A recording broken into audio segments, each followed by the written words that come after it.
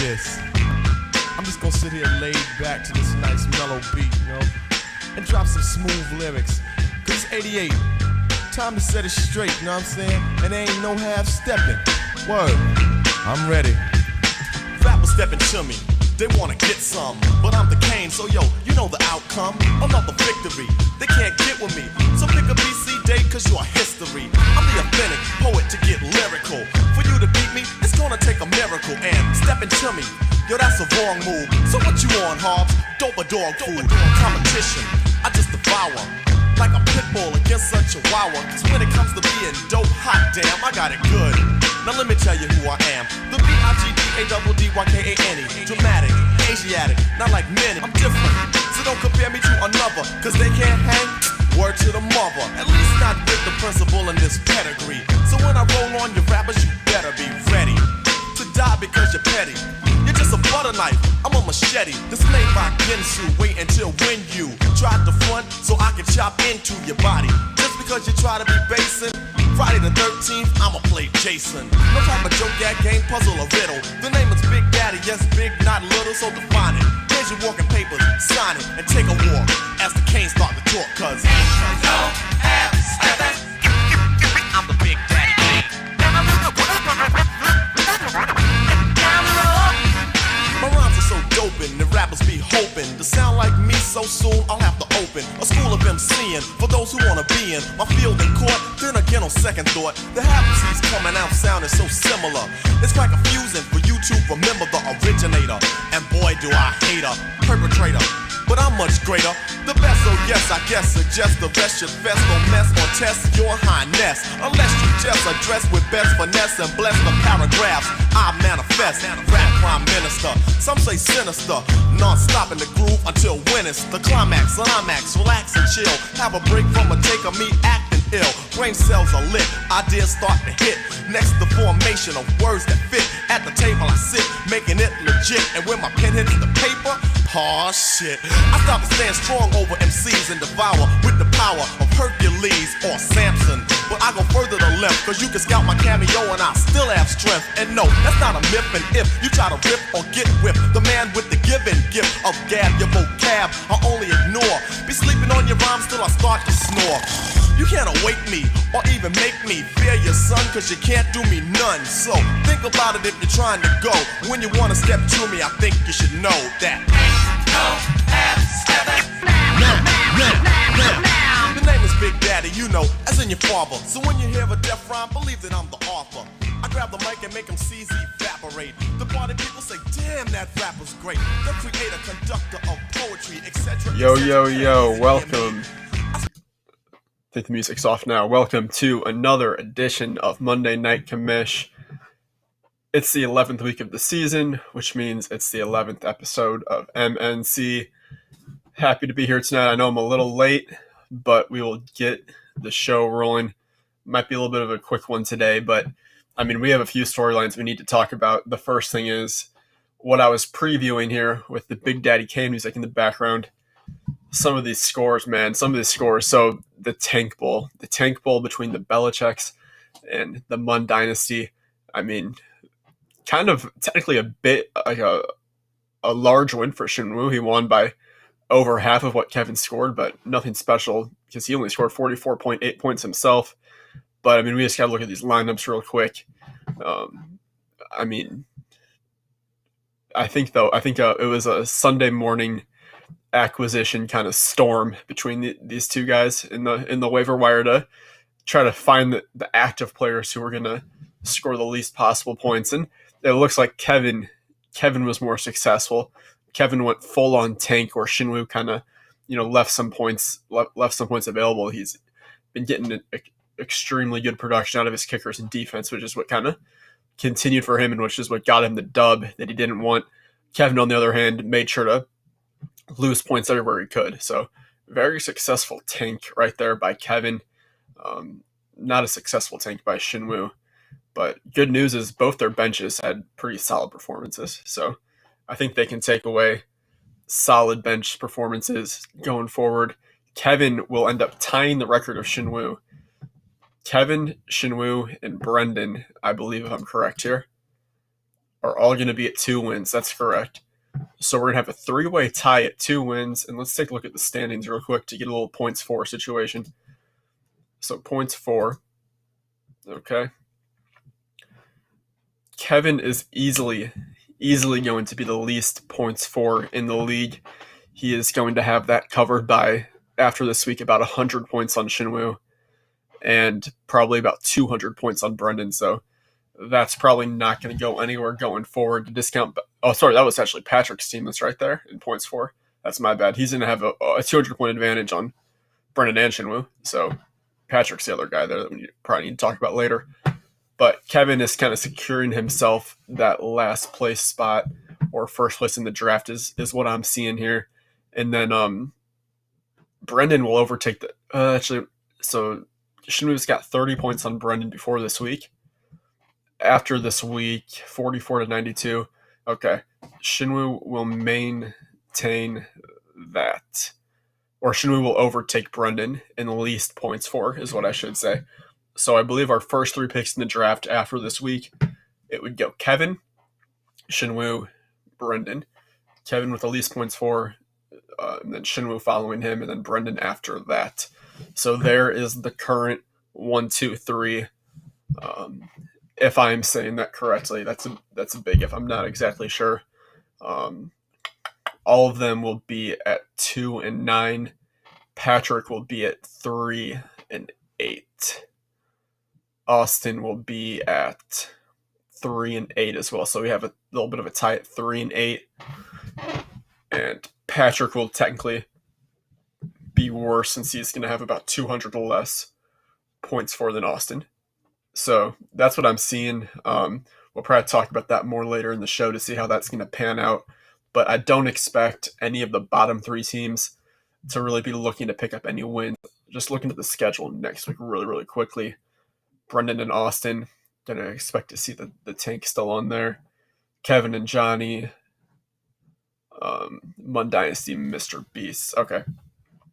So, yeah, nothing. Those will be pretty quick game center previews, I think for us. But it looks like we've got the schedule starting to work itself out. Overall, the standings, there's not a whole lot of confusion. The only thing we really are gonna besides who exactly is gonna be the first one to pick, the only other things we need to talk about would be, first of all, Scott, and that's a big news story. We get to Scott, and if Scott kind of has a way into the playoffs, which obviously he has a potentiality there, but we'll look into it a little bit deeper, and then also look into how these bye weeks are going to sort themselves out. But first, we will just look at the games. And Austin in the chat, we got Austin saying, "Glad I'm not worst, but still feels bad that my bad score was gotten from me actually trying to field the best team I could." Yeah, you technically aren't the worst score, but I mean, if you really think about it, it's still. I don't think the stink is off you yet, Austin. The stink is still on. It probably will be for quite some time. Yeah, that was 35 points. 35 points from Austin last year. Overtaken, or undertaken, I should say, by the discount Belichick's at 29 points this season. So Kevin gets the title. It's hard to see anyone scoring less points than Kevin, especially the fact that we're in a PPR league now, and we're going to be getting points for receptions. But I mean, the only really way we're going to get to it is through a tank, basically. So if we see more tanking, there you go. Another thing, really, really quick. We'll probably post about this in the Discord, but I was actually talking to Austin in the DMs about the tanking and some of the down the line, like some of the consequences that could have on some of like the bonuses and how the dynamics of the league. And one thing that we have to take into account probably going forward, maybe not this season, but talk about for future seasons, is our bonus between the highest discrepancy, the highest differential in points, how that person gets the bonus for the inactive player fines. We might get to the point where basically that bonus is going to be won by the team who played a tanking team. So say this game I played like Kevin or something like that, and it was 199 to 29, It's like that'd be 100, 170 points, 160 points, whatever it is. And no one would have a chance at beating that. It just wouldn't be possible based off the fact that I had a good week and Kevin tanked. So that's something we might have to look into in the future. The differential bonus. Maybe we find a way to disincentivize tanking. But for this season, I think everything's fair game because this is something we should have probably discussed beforehand. We kind of have to let it play out this season and then see what happens afterwards. But we'll go through these games pretty fast. So, okay, me and Patrick, I was a little bit worried initially going into this one before kind of all the news broke that Taysom Hill was going to start. And then seeing Patrick left Jameis in his lineup, I felt pretty comfortable. And no real surprises in the outcome, other than my team just really, really lived up to the hype this week. No Josh Allen or McCaffrey still, but everybody kind of came to play. Keenan Allen and Michael Thomas especially. Was very, very excited to see both those guys just racking up receptions. I think that's awesome. Deshaun Watson, Jared Goff both had good games. DJ Moore had an awesome game. So very excited about that. Everybody's playing well. Had a ton of variance in my scores the past 3 weeks going. I think it was 210 to like 109 last week and then up to 199. So it's been a wild ride, but I'm glad to see that it's kind of coming together. I hope a little bit as we inch towards the playoffs. Patrick, what can you say? Kind of having a guy like Jameis Winston start, you can't expect to win that game. Austin Madison, it just wasn't going to happen. Stafford had a bad game too, but pretty clear cut right there. We'll get to that one later. Chris, the Creamers and the Dynasty deserves. Brennan obviously had a little bit of a tank on here. Gotta love the production from Hill though, going forward to know that he has that guy. So I gotta sneeze. Never mind. It's gone. But Brennan's gotta like having Hill and Hill having a good game like that. I thought Hill was going to kind of struggle, but he actually looked pretty good. Nevertheless, Chris, Tannehill, Woods, awesome game. Kelsey is just Kelsey's last 3 games I think are pretty ridiculous. 109, 159, 127. Yeah, that's just absolutely insane to get that kind of production. I'm really, really missing Kelsey. Kind of wishing that I would have kept him in the expandee draft as one of my protected players, but he's just getting insane production for Chris. So Chris has got to love that. Antonio Gibson, Blankenship each having good games, but Brendan obviously wanted to tank, so nothing surprising there. Chris moves on to a W4. Brendan in L7, and as we said, Brendan is going to be in that third position in third worst, I should say. We talked about this one. One sec, Austin in the chat. I think next season we could do like the fantasy points scored after being eliminated, maybe. So like once you are mathematically eliminated from the playoffs, the points scored up to that point. That might make sense. Theoretically, we could look into that for sure. I wouldn't be opposed to looking into some of those measures. But Austin and Johnny, Austin put out a lineup, not tanking or anything like that. Johnny back at full health for the most part, absent of a couple of the running backs, but getting most of his lineup back in terms of his quarterbacks and wide receivers. Everybody played decent enough, 20-point performances kind of across the board, double digits at least. So that'll have Johnny cruise to a win. Austin losing Joe Burrow, that absolutely freaking sucks. The ACL-MCL combination, hopefully he's back by next season. But that was a rough looking injury. I did not like watching that video, just how his knee kind of folded sideways. Oh no, that looked bad. I didn't like seeing that. Nevertheless, Austin has a quarterback depth at least the rest of the season if he wants to put out a good starting lineup to make it happen.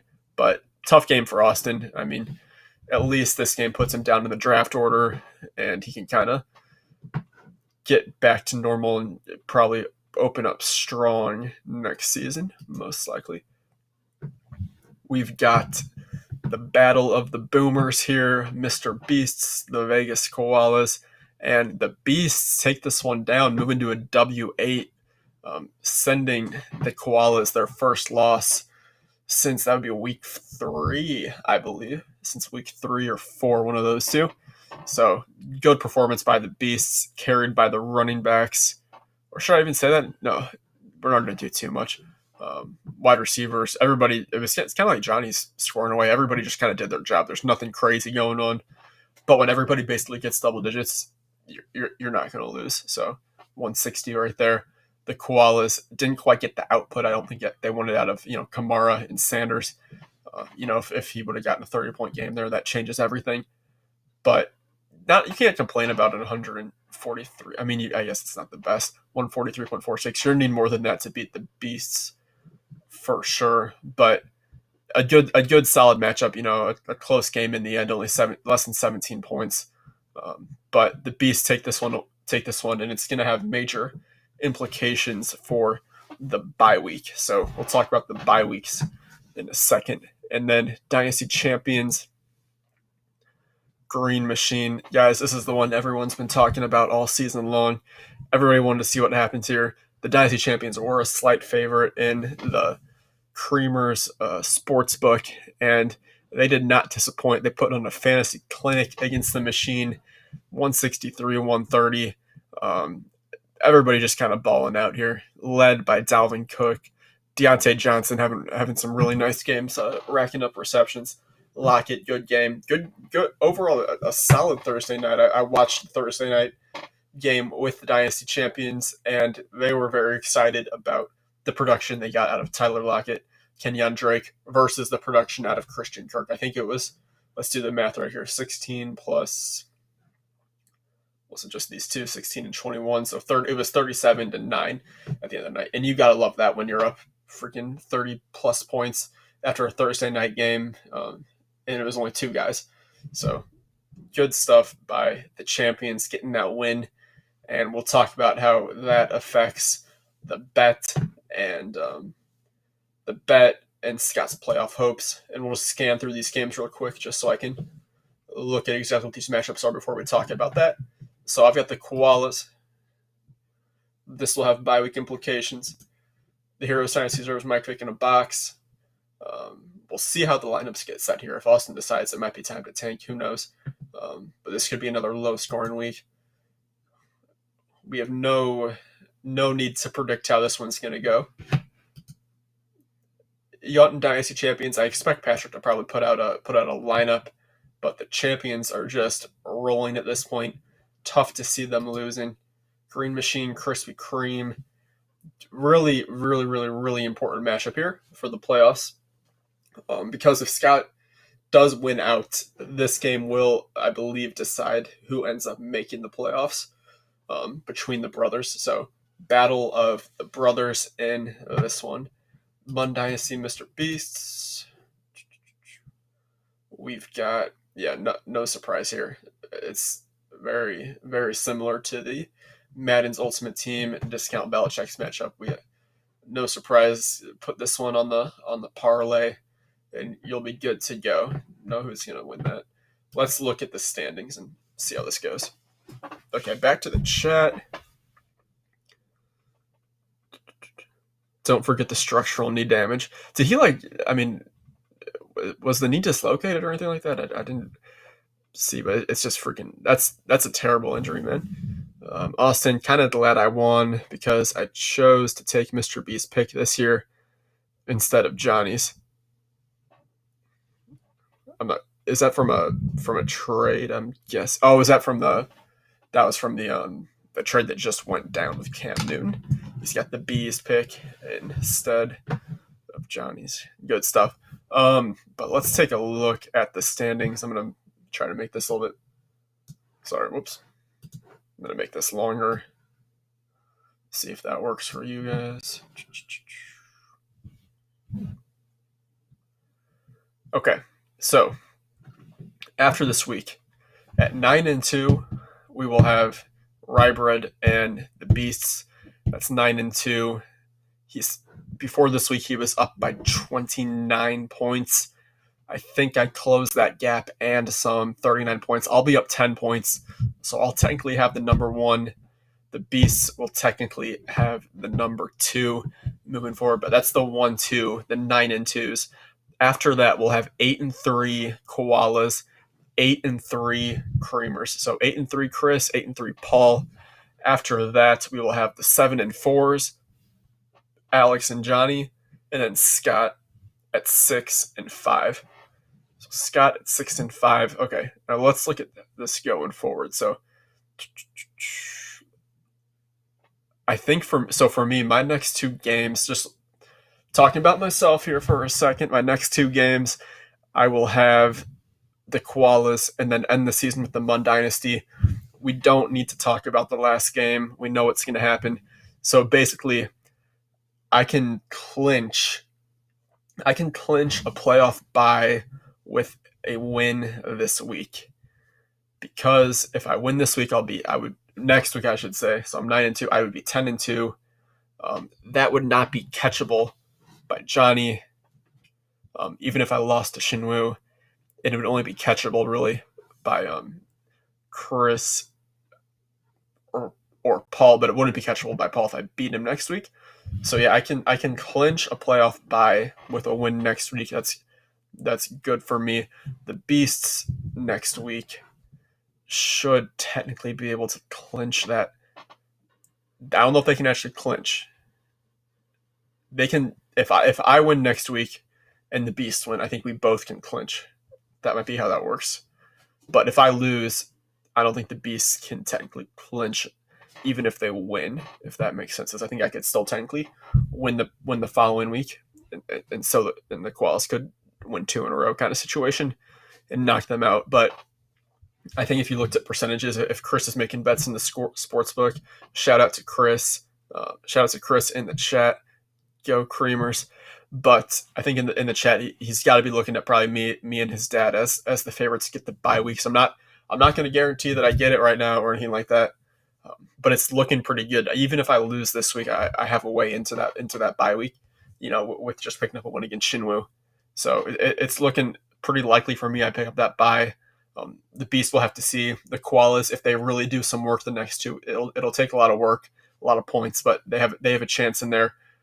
Chris, if he wins the next 2 weeks, it's still tough because you have to think there's going to be a few teams at 3 losses. He would need me and his dad to probably have very bad weeks the next 2 weeks if he wants a shot in there, because he is not going to be beating anybody in the points for tiebreak. And that's gonna be, I think, one of those things that's gonna separate the first round bye from the bubble team. The bubble team as in the third best team. So we'll leave it at that. Koalas should be good in the playoffs. So they've got me. So they're 8-3. Who are the Koalas gonna face in week 13? Is the big question. They've got Mr. Gun. So if you get 9 wins, I'm pretty sure that's going to guarantee you a playoff spot. I don't think there's any way to not get in the playoffs with 9 wins, but 9 wins should do it. So Koalas, they just got to win one of their next 2. Chris, okay, we'll talk about Chris in a second. Let's look at Johnny. So Johnny's sitting there at 7-4. He is going to have, let's see, first week in week 12. Johnny's got the Belichick, so we know what's going to happen, and then the Beast. So we're looking at Johnny after next week. 8-4. Johnny is going to be murdering people in the tiebreak, so that won't be an issue for him. So he'll be 8-4 after next week, more than likely. And then the worst thing that could possibly happen would be he loses to Mr. Beast, and then is in some sort of weird tiebreak with either Scott or Chris, and there is no chance he loses that tiebreak. He's up by over 200 points on Scott, over 300 points on Chris. So Johnny can. I'll say Johnny can clinch with that win over Kevin next week. He should be able to clinch, even if it's a 6th spot. Johnny, theoretically, if he does win his next 3 games, finishing at 9-4, he has a way into that bye week too. He's not. I mean, it would take. What would that take? It would take the Beast having a really bad run. Well, he does play Johnny, so he could. Johnny, I mean. If the Beasts have a bad week, if the Beasts finish out bad, Johnny might have a way into a bye week. I think it's unlikely. I think Johnny can get up to number 3 in the rankings, but we'll have to see there. Okay, so Scott, Chris, and Alex. This is what's left to discuss. So Scott, Chris, and Alex. Scott next week has Mr. Yunt, and then week 13, Scott will finish out with Chris. Okay, so that's what it is right here. So the way Scott gets in the playoffs, he's got to overtake either Alex or Chris. So Chris 8-3, Green Machine 7-4. So if Chris loses to Alex this week, that'll set up a Creamers who will be 8-4, and assuming Scott wins, 7-5. So that's week 13 right there. Those would be the standings. Scott would only have to win and then beat Chris in the points for tiebreak to make the playoffs, and that is looking very likely. And that he has an over 100-point advantage, and Chris isn't going to make that up in 2 weeks. So if Chris loses to Alex, and then loses to Scott, he is very likely out of the playoffs and bumped by Scott. Let's say that Chris wins next week. If Chris wins next week, that would put the Green Machine at 7-5. Alex would be 7-5. Scott would be 7-5 going into that last week, which would be Alex against Austin, and then Chris and Scott. So assuming, so that would mean Chris would be in the playoffs in that scenario if he beats Alex this week. But okay, I'm just thinking this through in my head right now. That would mean if Alex and Scott both won in week 14, it would come down to the tiebreak. Scott's going to have a 40, probably 60, 70 point advantage right now. So Alex would really have to have a couple monster weeks to get that. But Scott, assuming Scott wins both games, he isn't in complete control of his destiny, but he has a very, very good shot. The only thing working against him would be Alex's team just going nuts in the next couple weeks, or obviously losing a game. But Scott has a way into the playoffs. It's a very, very, very real chance. He needs to obviously win the next 2 weeks. It should not be an issue this upcoming week. But that week 13 game, Scott and the Creamers, just in an epic matchup here to see who gets in. Especially if Chris loses. If Chris loses this week to Alex, and then we basically have a playoff game in week 13, a playoff game between Chris and Scott to see who gets the number 6 spot, most likely, assuming what I said pans out. I mean, if Patrick, Austin, Kevin, or Shinwoo end up winning a game or two, this could change everything. This could change everything for the playoffs that I just said, but I just think it's pretty unlikely in that they are tanking already. So that's kind of the playoff forecast that I see. Hopefully next week we have a little bit more accurate prediction, a more accurate model of what to expect. But overall, I mean, gotta give some credit to Mr. Beast. He's gonna have a W8. A couple big win streaks busted this week. The W6 is gone. The W7 is gone. Johnny back in the win column. But big storyline obviously is Scott kind of rolling right now, having a good team, and the two Boydock Suns are probably getting a little bit nervous. They're getting a little bit nervous about their playoff hopes, but we'll have to we'll stay tuned and see what happens in the Young Boydock Bowl this week. Overall, though, my own team, I'm happy with how things are going. I think it's a really dramatic kind of playoff situation here, and we also got a little bit of drama on the back end of the board right there. Oh, by the way, Johnny Watson, screw you. I tried to add the Giants defense like literally 15 minutes after you added them. It's an awesome move because look who the Giants play next week. They got the Bengals. So screw you, Johnny. I wanted that defense, but you beat me to the punch. So actually, good move by Johnny. Congratulations. Sorry to the discount Belichick, who will be facing the wrath of the Giants defense next week. The Giants defense might actually score more points combined than the entire discount Belichick teams. It's possible. It's possible. So we'll have to see there. But I'm going to sign off for tonight. I know it was a quick show. I got to get going personally, but good 11th show. Check out the Heroes Hot Seat this upcoming week. I think they got the Mun Dynasty. Maybe they can just roast each other on how bad their tanks are or something like that. We'll have to see. We'll stay tuned. But Until next time, I think I might have some guests on next Monday. So stay tuned. But as for now, I am out. Peace out, guys.